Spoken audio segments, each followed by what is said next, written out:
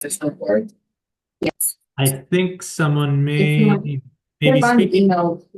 and not realize they're not on mute. Okay, wonderful. Wonderful. Good morning, everyone. Good morning. Good morning. Thank you so much for making the time to join us here. My name is John. I am with Cross Cultural Communications. So I'll get into a little bit more about cross cultural communications. Um, We'll get into the presentation. I think by way of introducing myself and then letting my team introduce themselves, the first thing I'll say is I'm an interpreter. I've been an interpreter for many years. For 6 years, I grew up within the Son of Immigrants and have kind of been informally interpreting my whole life. I am a Spanish certified interpreter. Done a lot of community interpreting across school systems, health systems, mental health facilities, nonprofits, government agencies. And it was a couple of years ago I found my way to CCC. We'll get into CCC here in just a little bit and the remarkable opportunity, but I brought a couple of team members. One is our trainer, one of our trainers, Analia, and one is one of our support specialists, Nicel. Hello, everybody. Good morning, good afternoon. My name is Analia, and as John mentioned, I'm the manager of training and curriculum here at Cross Cultural Communications. Regarding the profession, I started interpreting in 2005, and I fell in love with the profession. I started training interpreters in 2007, and I realized that I wanted to just to be part of the majority of my time in the profession, a trainer. And again, I just wanted to inspire others, give them the passion of what it means that what an interpreter does. And I am a certified healthcare interpreter as well. And right now, again, I've been working for cross-cultural communications, but training interpreters since 2007. Thank Thank you, Analia. thank you. And then Nicel. Good morning and good afternoon, everybody. My name is Naisel Zavala. I'm the Administrative Support Specialist here across Crossrail Communications. Nice to see you all. I've been doing this for more than a year with the company, but I was in the past an interpreter for in a medical field and also for the community field as well. I also train interpreters in that area. And I would like to say that this is a great environment, a great opportunity, and we are here to help you in any part of the process. We are here to provide you the best service, and especially to every single community and every single partnership that we can accomplish. So nice to meet you all. Thank you, Nicel. I don't know, Andres, if it would be in the best interest. I know we have a good crew. It's 25, looks like 29 individuals. Would it be okay if we did just a quick around the room, your name, your entity, just to take 5 minutes, or would that take too much of your time? I certainly, No, let's do it. I mean, just like very, quickly, just just a say quick. your name, your role, and what agency you're coming from. I'm sorry for those that I know some people are off camera, but that's okay. Just to know that you're present and you're here. Absolutely, John. We can do that. I don't want to call Maybe, people out though, but I don't know. yeah, just volunteer. Eduardo? Is it Edward? Edward Murrow? You're with the It's Leonid Edward. Foundation? It's Edward. Hi, everybody. I'm Edward Morrow. I'm with Leonid Foundation. Excellent. Thank you, Edward. I'll Maria? go next. Oh, sorry. I was going to say I'll go next. That's good. Go ahead, Sorry. begin. Sorry. So my name is Figen Tabaksi from Greater Bergen Community Action. We're a social service agency, um, community action agency, and this is our second year with the RCA grant and first time with our SS grant. Working, with NJOR team. Very happy to be working and happy to be part of this team too. Thank you. Great. Thank you again. My name is Patrick Oyulo. I'm the Health Promotions Programs Manager at NGOR, and it's nice to be here. I will choose Marisa next. Marisa Koba.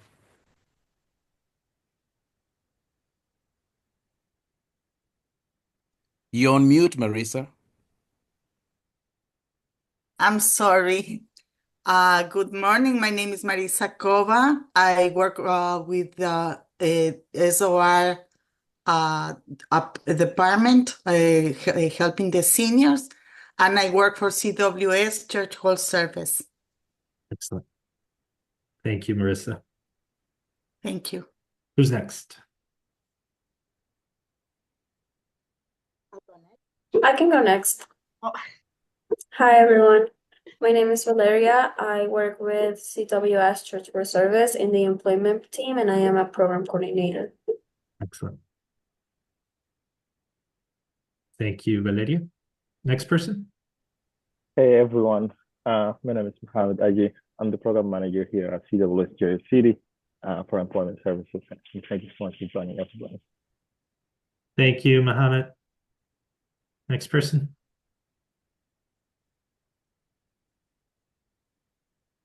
Hi, I'll go next. My name is Brianna Veronica. Silva. I'm an employee engagement case manager in CWS. Engagement. Thank you, Maria. Then I'll jump in here. My name is Veronica Moneki, Program Officer, Economic Empowerment Programs, NGOR. And I will choose Juliet next. Thank you. You're Hello, muted, everyone. Juliet. Sorry. My name is Nick. I'm employment case manager from CWS. Nice to meet with all of you.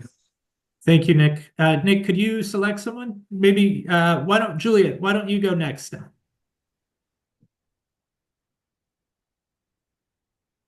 I think it's your earpiece. Yeah. So maybe Jasmine.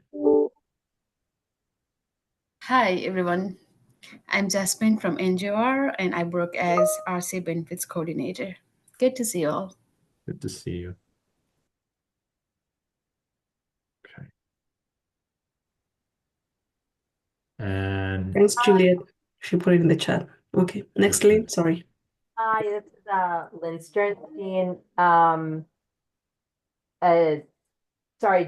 JVS. I'm the Senior Director of Education and Literacy and oversee the refugee program. Sorry, one of my staff is trying to get in, but does anyone see her like trying to get in? I wonder if she's not. Oh, I'm just seeing Lynn, your text. No, I think there was no permission, needed a permission to join. Let me see, I don't see her. Oh, that's so weird. Right. Maybe I sent her the wrong link. I thought I'll share the link again. Thank you, Veronica. Here. You have Dorothy's email, Veronica? Who is trying to join? Dorothy Laguerre. I'll forward the email, Lynn. Okay. Right now. Because I'll also check on Teams in case some people have gone to Teams, because Teams kind of generates its own. Okay. Maybe that's where the confusion was. Thank you. thank you, Lynn. Who is next? Hi, my name's Melissa. I'm an employment case manager at Church World Service. Thank you, Melissa. Good morning. My name is Eliza. I'm an employment case manager at CWS.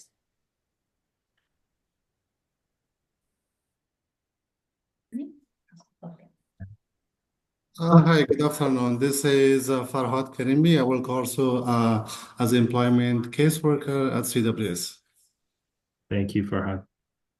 Hi, I'm Michael Ratskin-Mayol. I'm also an employment case manager at CWS Jersey City. Great. Thank you. Hello, my name is Tatiana. I'm also from Church World Service Employment Department. Thank you, Tatiana. I could go next. Hi, my name is Sable. I am the Senior Employment Case Manager at CWS. Thank you.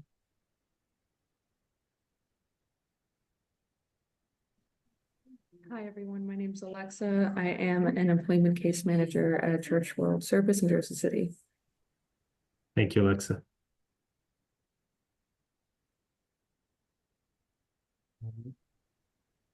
Hello, my name is Maria, and I'm a case manager with Greater Bergen Community Action. Thank you, Maria.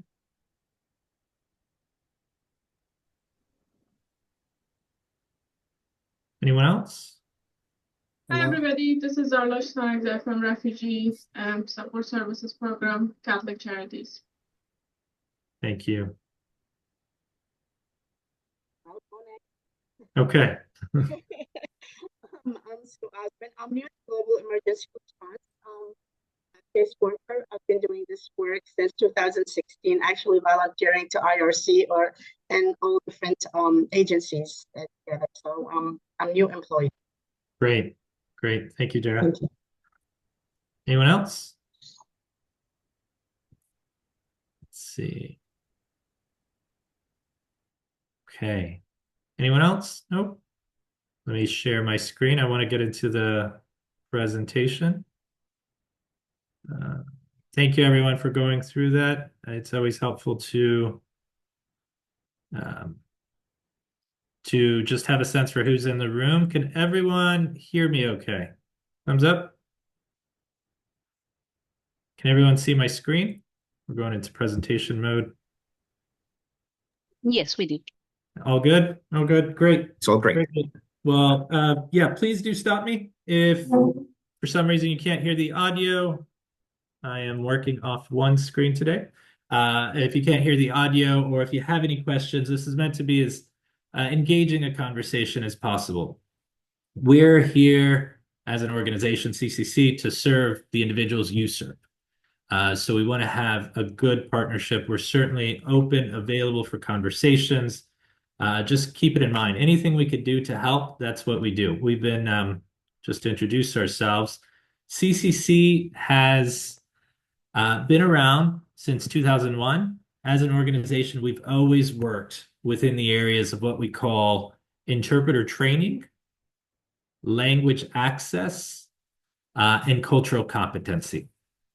So at this point, we've worked with several thousand organizations, institutions, agencies across healthcare, across education, across higher learning, across government agencies, city governments, industry.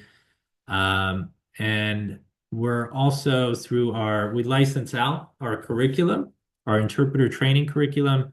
And so that curriculum is it's called the Community Interpreter International. It's probably one of the most widely taught, or is the most widely taught curriculum in the interpreting field. We have over 490 licensed trainers. These are individuals that are either working independently or are staff at healthcare systems, as I said, school systems, nonprofits, government agencies. We also have a publishing arm, Culture and Language Press. Through that, we've published several titles, well over 10 titles, and we're the publisher of record. For a number of others, we work with over 100, close to 110 colleges and universities, and our books are sold internationally to a number of countries in all 50 states. Any questions? Okay, just a few items we wanted to talk about today. Just want to give you a big picture view for, hey, community interpreting. What is that? We're offering that as an opportunity, a career opportunity. What does that mean? What's the opportunity? What are the earning potentials? What is the process? So I want to talk first, what is community interpreting as a profession? Secondly, I want to talk about demand for the profession. Certainly, we live in a very diverse society. We see increasing mass migration. And so we want to talk a little bit about, hey, what does this mean for demand for the profession? What are the actual steps for becoming a community interpreter?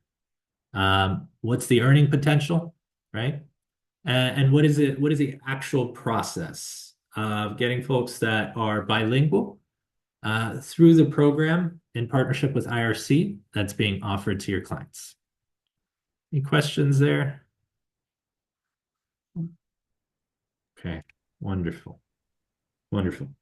Okay, so I was preparing this presentation for individuals that maybe were not at all familiar with the profession. Community interpreting itself is obviously, it's very different from translation. A lot of people get it mixed up.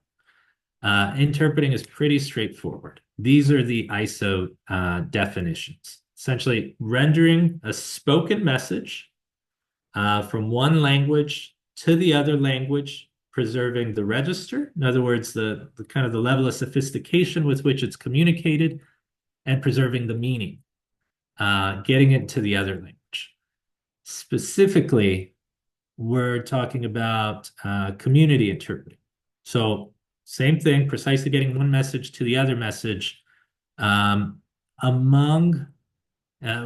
within community agencies. So for the purposes of accessing community services. So community interpreting takes place in school systems, it takes place in nonprofits, government agencies, hospitals, court systems.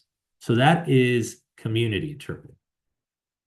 And essentially it is, if you think about it globally, the interpreting profession combined with the translation profession, what we call language services, is actually about a $80 billion industry globally. It's bigger than the music industry.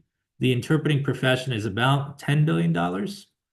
And within the United States, we have a few regulations. We have Title VI of the Civil Rights Act, which is where the Supreme Court essentially ruled that that the right to language access is enshrined in the Constitution. So if you are accessing government resources, if you're going to a school system, if you're going to a hospital, if you're going to a nonprofit, government agency, any entity that receives federal monies, you have a right to language access. You have a right, in other words, to understand what's being communicated. We know of a number of instances, right, to where folks were denied service because they didn't speak the language. Those are violations.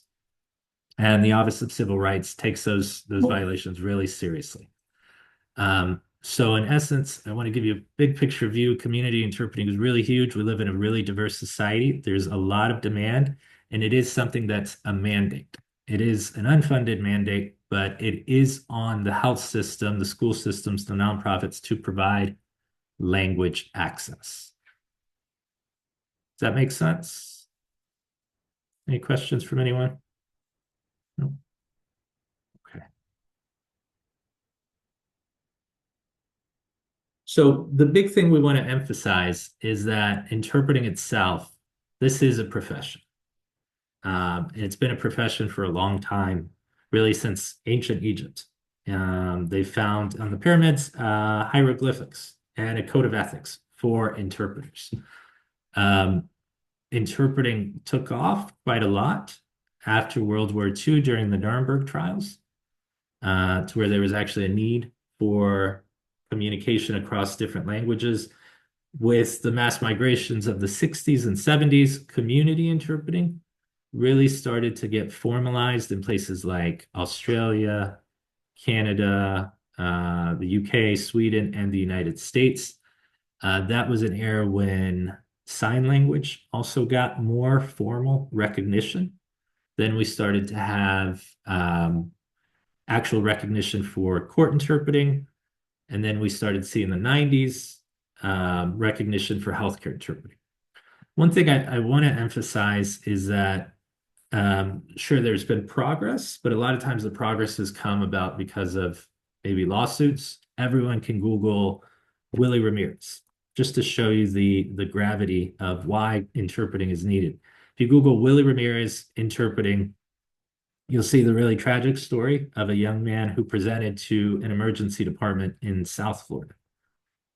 And he presented essentially, his family said he's intoxicado, and an untrained interpreter, was sort of an ad hoc interpreter, a staff bilingual, if you will, was used to do the interpretation.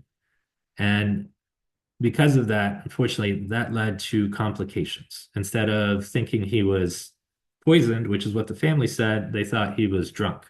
So in the emergency department, they just let him be for a little while. It turns out it wound up being a $70 million settlement. And he he ended up, unfortunately, as a quadriplegic. So this is hugely serious, and it really affects all areas of society. So we have community interpreting. I want to emphasize it is a profession, it is a career.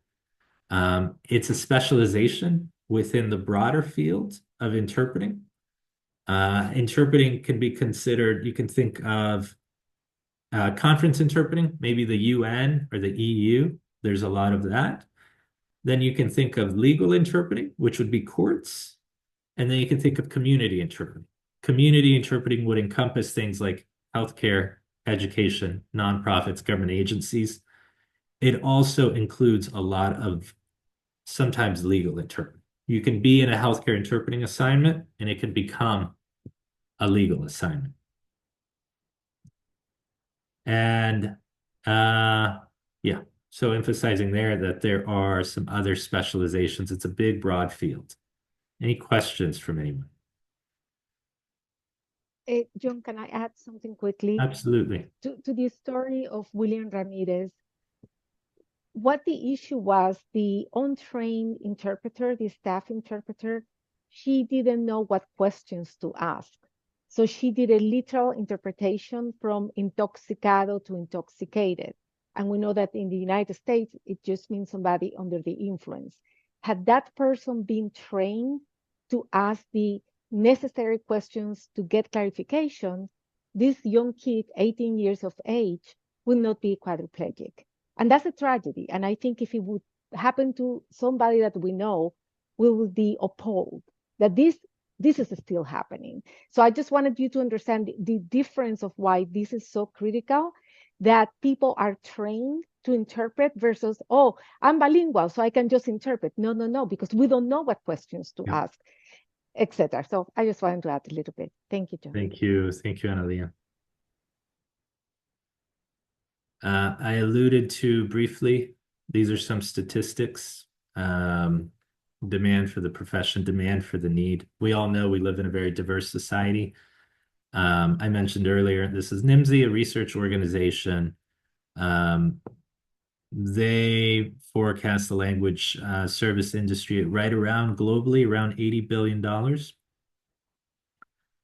According to Slater, a magazine within the language research and within the language services field, it's close to 70 million people in the United States, in a nation of 330 million people that speak a language other than English at home. So that just gives you an idea of how broadly, right, other languages are spoken in the US. Not all those folks would need interpreting services. Some are fully bilingual, fully comfortable, but we're saying that a significant portion, usually I think the census puts it at about 10 or 11% of the US population. So about 30 to 35 million individuals have a primary language other than English. So frequently, for example, I've had family members who have a primary language other than English. When they're doing serious consults, they want to have an interpreter present, because they want to make sure they understand everything that's being said. They want to make sure they don't lose anything. So I just think across the US, demand is pretty high for that. Specifically in New Jersey, a state of 9 million, roughly 9 million, a third of the population is a minority population. So there's huge demand for language access. Pretty much, any individual that's accessing, as mentioned, a government resource, a federally funded entity, an entity that receives federal monies, has the right to language access, free of cost. Any questions? We are covering kind of a lot of terrain there. Yes, I've got a question. How do you, as the organization, address in the context of different cultures, language nuances and dialects, and the challenges that may vary, by religions and cultures, and then of course the cultural contexts or concepts within direct equivalents of language. I think Analia was just talking something that, almost goes to that, but I just wanted, what are those interventions you have when you're training your interpreters to address those issues, levels of formality and tone, for example? Absolutely. And Yeah. I just want to see, I'm sorry, I didn't catch who it was that spoke. What was your name? Oh, that's Patrick Oyulu from NJOR. Okay. Patrick, I think that's a great question. I think it'll probably take a few minutes just to talk about it. I want to go through these next few slides, but I definitely want to address that because I think it's really critical to get to that one in detail. That's fine. But thank you for that question. So we've talked a little bit about the interpreting profession, about the need for the interpreting profession. I want to talk about essentially what it means to become a qualified interpreter. So Analia alluded to just a little while ago how through the Willie Ramirez example, how let's say an ad hoc or a staff interpreter was pulled over to do the interpreting, and how because they lacked some training, really they just looked at linguistic equivalencies versus actually clarifying and getting to the precise meaning that was being spoken. So the Biden administration, and even before that, Section 1557 of the Affordable Care Act actually goes into some detail around what a qualified interpreter is, and it's something that can be easily Googled. I've put it here, I've cut and pasted it here just for everyone's benefit.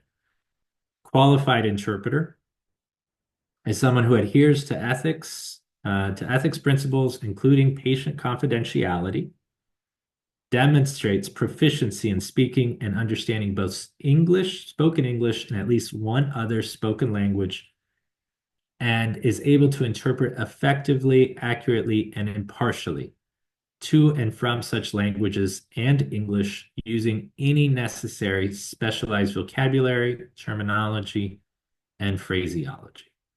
It's not a perfect definition, but it's certainly better than what we had before. The regulations before in 2003 were just asking for a competent interpreter, and gradually with basically with advocacy and with adverse events, the administration saw the need to refine that definition and refine it to where we actually have a qualified interpreter. Qualified interpreter, the first step is taking a qualifying 40-hour program. That's the program we teach at CCC. We're not the only organization that teaches it, but the curriculum is probably the most widely taught. The TCI's curriculum, the Community Interpreter, our 40-hour program, is probably the most widely taught curriculum in the field. I will get into it a little bit more detailed. We have a few flavors. We could offer it online. We could offer it in person. We could offer it self-paced online. So the first step, if you're bilingual, is taking a qualifying 40-hour program. This is truly an introduction. It is truly foundational, but it really gives someone the most essential information they need to work as an interpreter. So in the program, you're going over what is this profession? What is interpreting? What's the history of this profession? Then you get into, if we're going to have a profession, we need to have an ethics to a profession, right? So what are the ethics of the interpreting profession? And then you have ethics. How do you get into the protocols and the standards? In other words, actually implementing the ethics of a profession in an interpreting encounter. And then what happens when you need to do more sophisticated things like mediate or advocate? And then how do you think of your role as an interpreter? And how do you deal with things like trauma? Interpreters receive a lot of, let's say, vicarious trauma through their profession. So how do you think of self-care, and how do you think of your profession going forward? This program is truly the most essential and foundational program. There's a lot of additional resources. That's for folks that are in the career that need to continue advancing. But it's the core program that's actually needed. After that, after step one, you get into language proficiency. So you need those two things. You need a qualifying program and you need language proficiency. So this is a test of essentially, there's a number of ways where we can arrive at documenting language proficiency. It's flexible. We usually recommend a few organizations, but as long as we have something documented that this person is fluent enough in, let's say, in English, in our case, because we're in the US, and another language, they can interpret for those language pairs. We always recommend joining a professional association.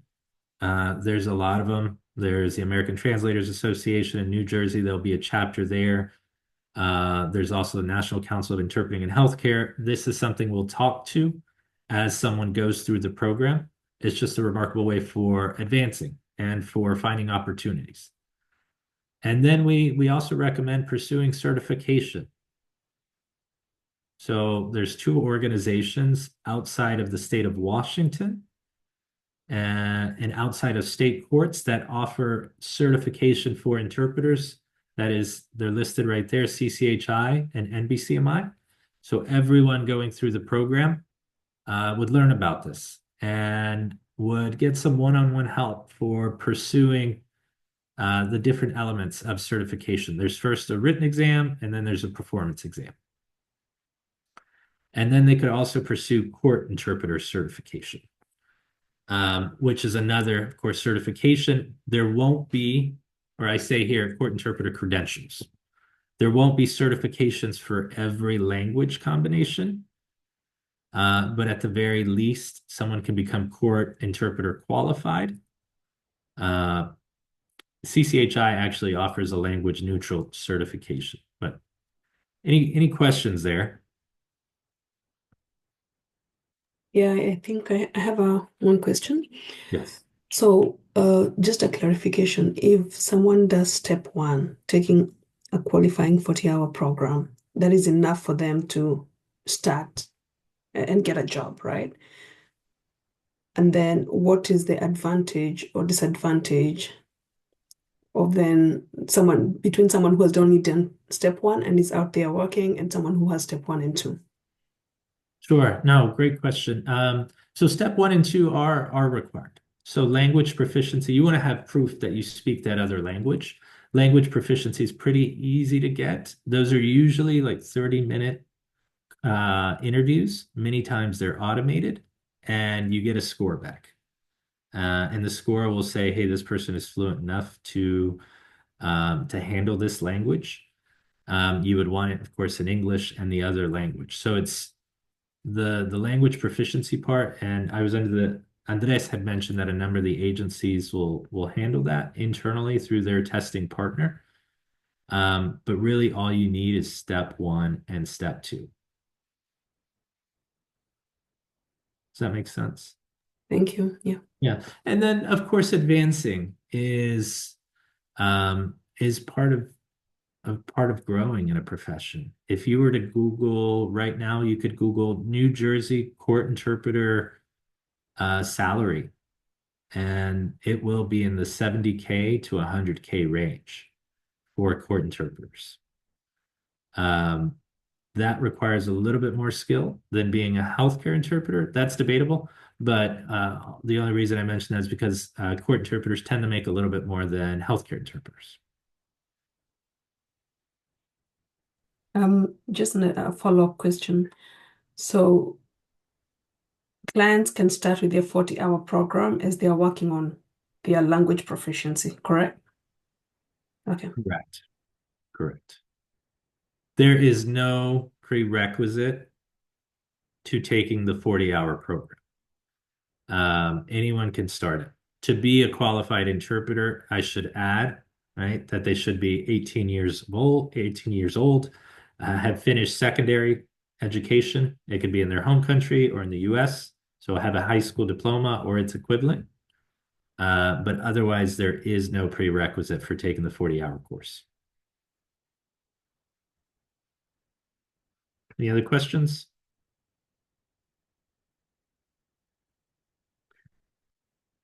Just want to do a time check. I want to leave plenty of time for questioning. John, this is not a question, but just wanted to add that after John finishes his presentation, we will just go and expand a little bit more about the requirements that you should present to your clients for enrollment. So don't worry about that if any of the requirements gets a little up in the air. So we'll make sure we can clarify on those. Great. Thank you, Andres. This is a high-level view of the program. So your clients, right, would be in most cases excellent fits for becoming interpreter. IRC is offering this partnership program. We have CCC, we have online self-paced courses. We can also provide live online courses. For the right circumstances, we could also provide in-person courses.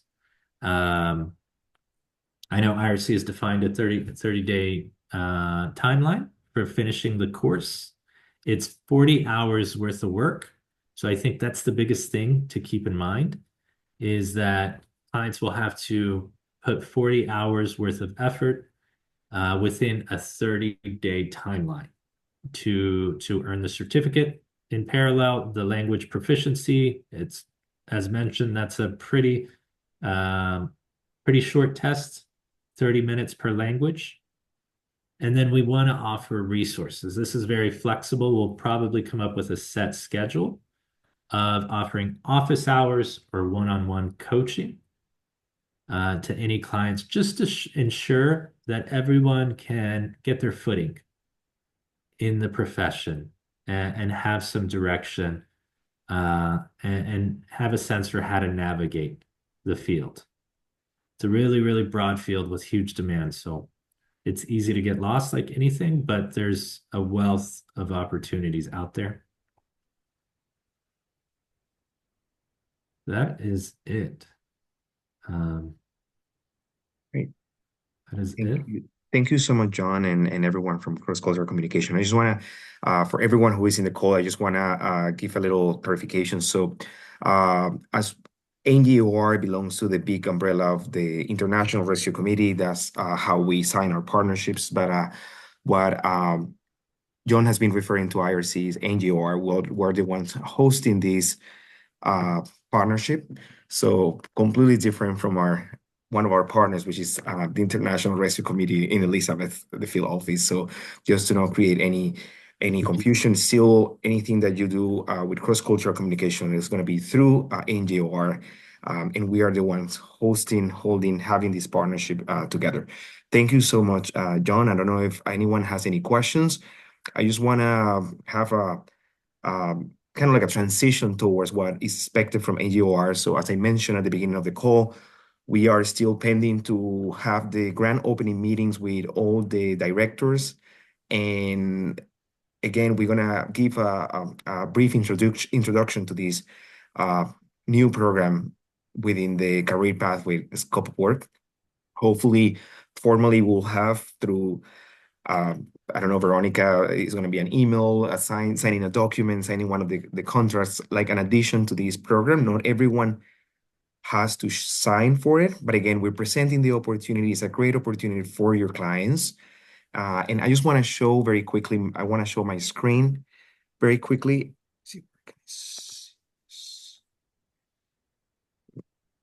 I want to share my screen. And you guys see my screen right now? Not yet. Not yet? Let me see. Share. What about now? Yes. You can see it now. Great. So here at NGOR, we've been designing with the collaboration of cross-cultural communication, a flyer. So the idea of this flyer is once we have completed the agreement with your agency, we can distribute these flyers so you can start doing your outreach on this program. So basically, who can apply? As John was mentioning before, anyone who is older than 18 years old with at least a high school diploma, whether it's from the US or from abroad. Usually, I think you will find more the latter. Advanced English skills.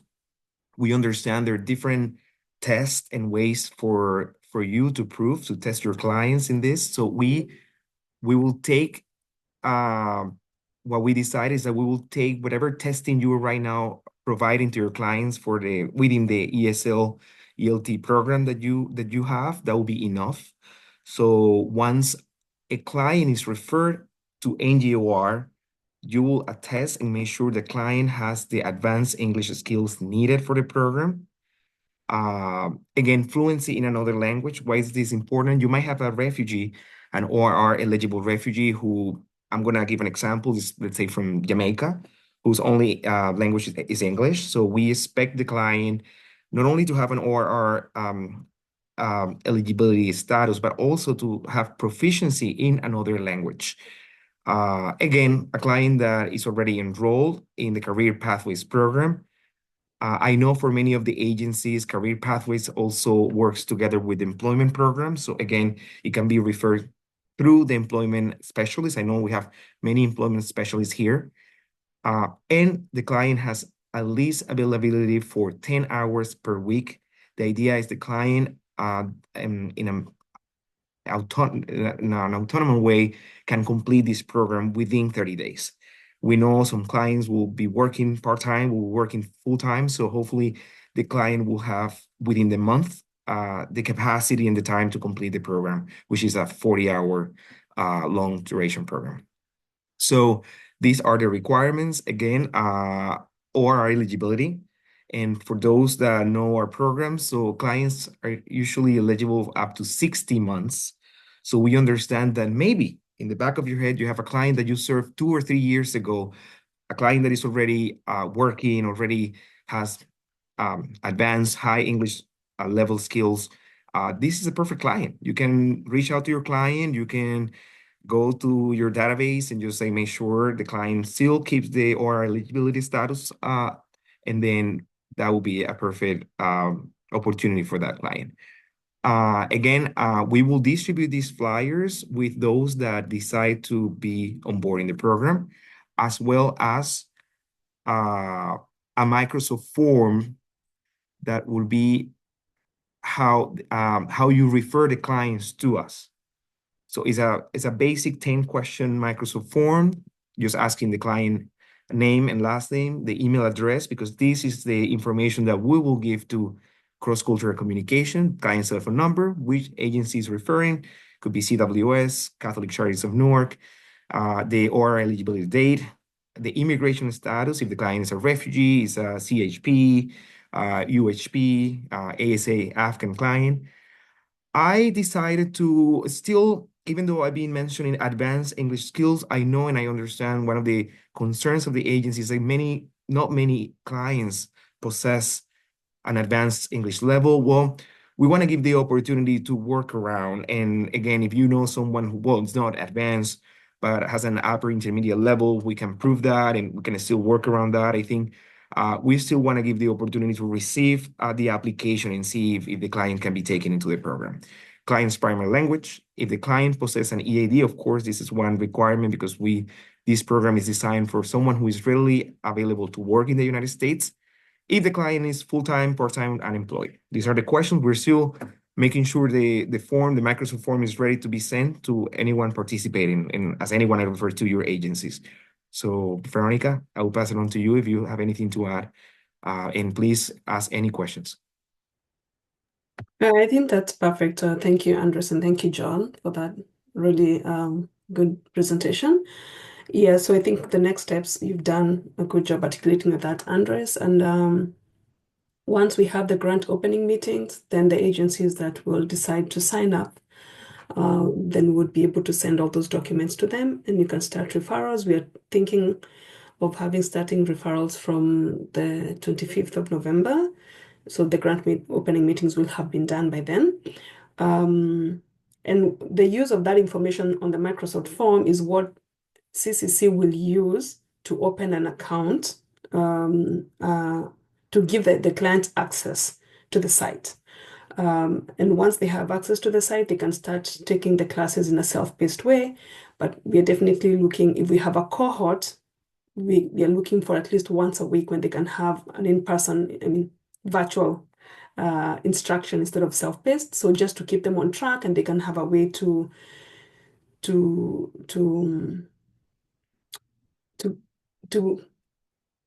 brainstorm or to ask any questions just about the program itself.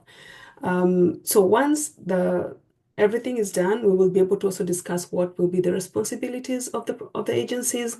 But basically, it will be around referring outreach to clients, referring clients to NJOR, and then we will do the referral to CCC. We are hoping that there could be some sort of vessel instruction, and we hope that we can provide some of those materials to help the clients. But a bigger responsibility, the biggest responsibility I see for the agencies would be to provide the clients that you refer to us with an 8-hour practicum where they can be able to come and practice interpretation within your agency when they have time, at least for 8 hours. It could be 2 hours here and there or 30 minutes here, and it can be over the phone or in person. It's just for them to get used to interpreting. So once you track their hours and they've done 8 hours, we can say that you've completed one of the deliverables towards that client finishing the program. So we do hope that it can be done either within the 40 hours of training or after, but we are hoping that the agencies would help with that.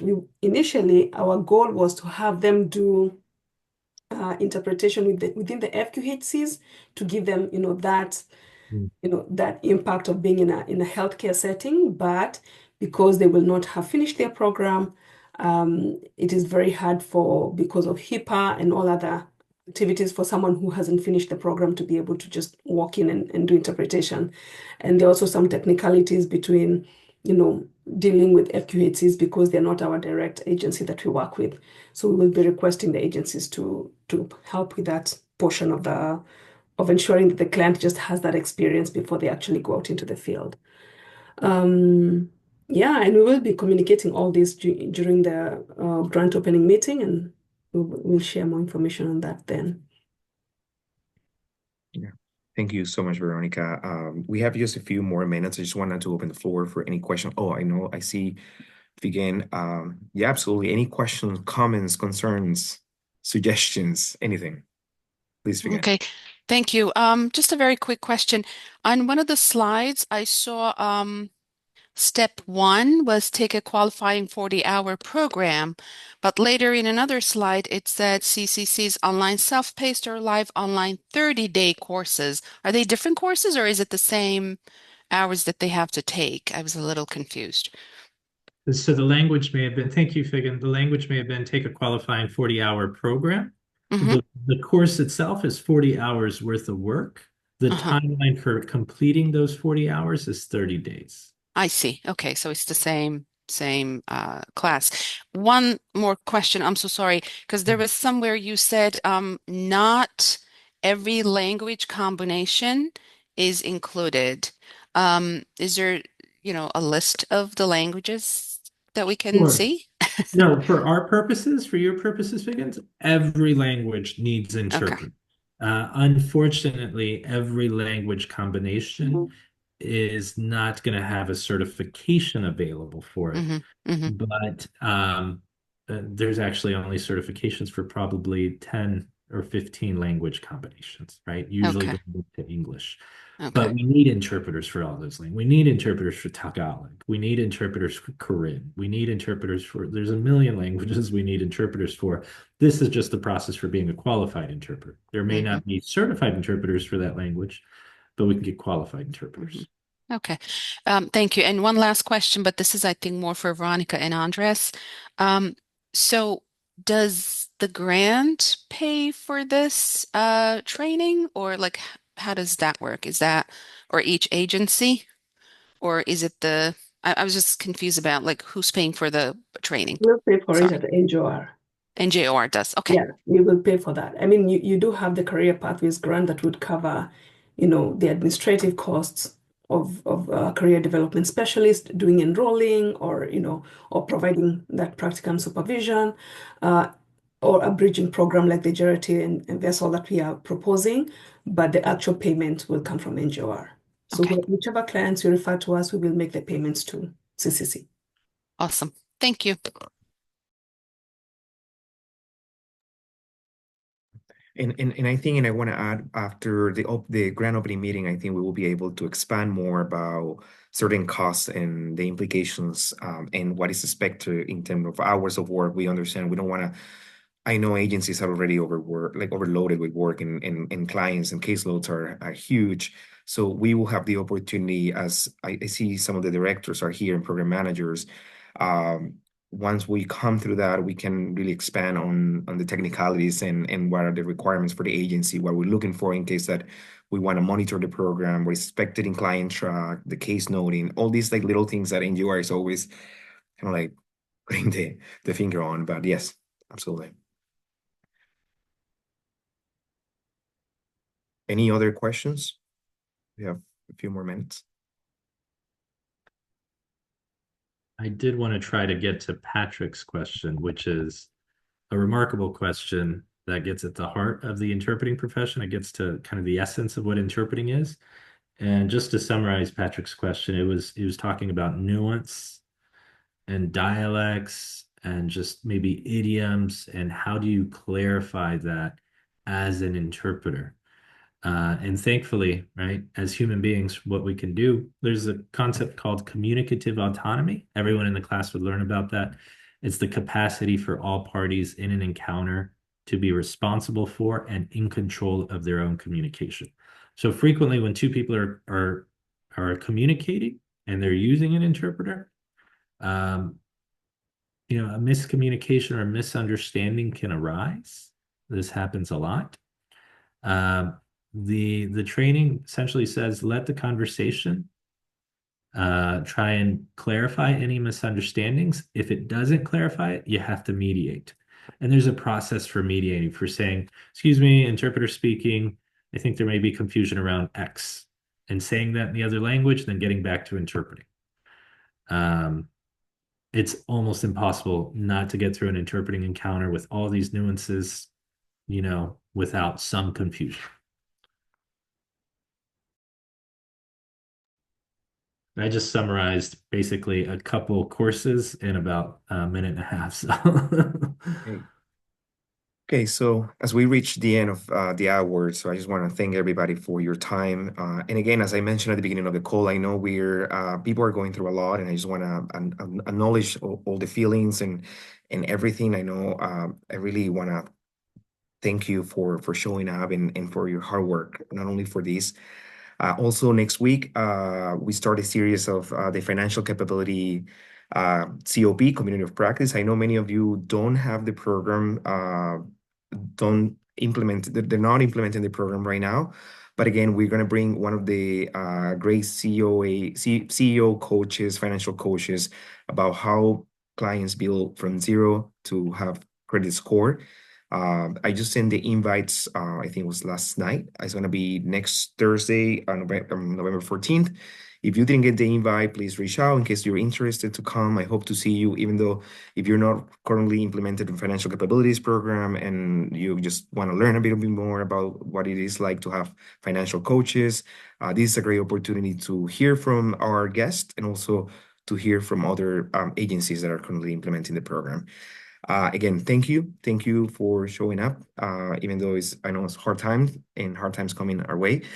Again, if you are interested in these, you have more questions, we have the recording and we have hopefully the slides that we can get back to you. We'll expand more in the grand opening meetings with directors, program managers. And again, if you have questions, something that was not clear, please reach out to Veronica Mwaniki or to me. And again, thank you. Thank you for everything and for your hard work. Thank you, John, and thank you, Analia, and thank you, Naisel, for coming and for explaining the program to us. Thank you, Andres, Veronica, Megan. Thanks so much. Thank you. Nice to meet everybody. Bye. Bye-bye. Thank you.